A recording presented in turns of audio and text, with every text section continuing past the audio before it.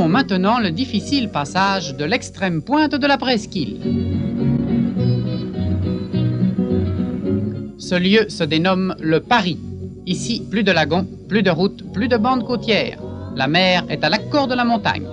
D'acrobatique, le passage à pied devient impossible.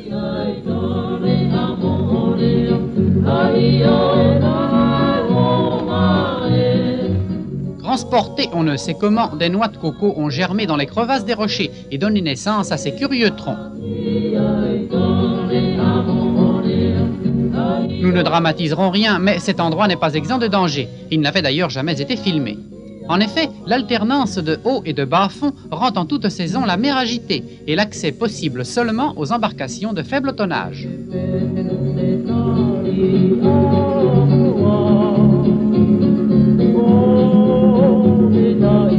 On frémit en songeant à ce que serait la côte tahitienne si elle n'était protégée des assauts de l'océan par sa précieuse ceinture de corail. Après cette traversée très conditionnelle, nous retrouvons de l'autre côté de la presqu'île le dernier lagon de la côte Est.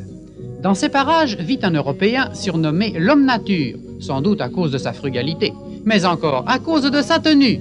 Jugez-en, nous l'avons filmé à son insu à l'aide d'un téléobjectif, car la vue d'un appareil de photographie le rend furieux. Le décor s'adoucit dans ses contours. À nouveau, l'agréable quiétude des lagons et rivières.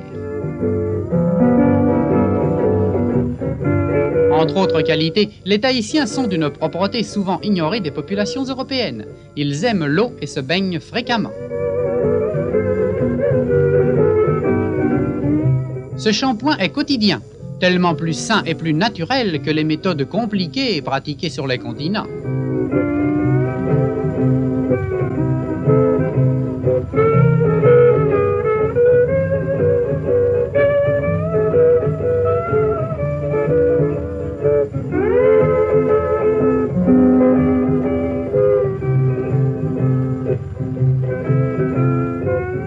C'est dans ce cadre bucolique que nous lierons connaissance avec notre petite amie Hina.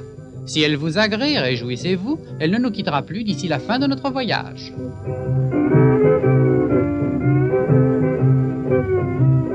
Ici, point de route, un imprécis sentier parallèle au rivage. Pas davantage de pont pour franchir les embouchures de rivières.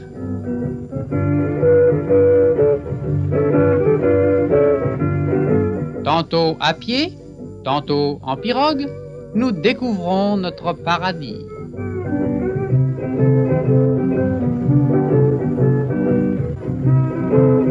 Les cases sont espacées, les indigènes d'un type plus affirmé.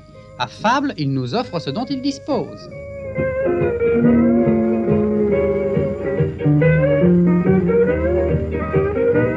La nature est généreuse. Sur les récifs, nous trouvons en abondance une sorte d'escargot de mer dénommé mawa. Nous les consommerons accompagnés de noix de coco.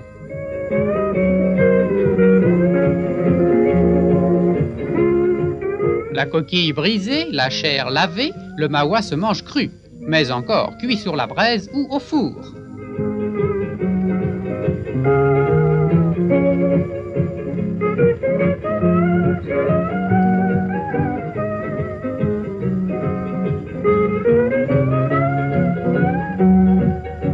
Par cette étroite plage, le long d'un immense lagon, nous gagnerons le village de Tautira, où s'ouvre la route de la côte Est.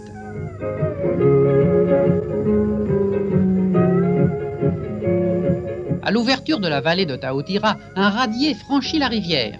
Lorsqu'il y a crue, les Tahitiens ne connaissent qu'une méthode, la patience.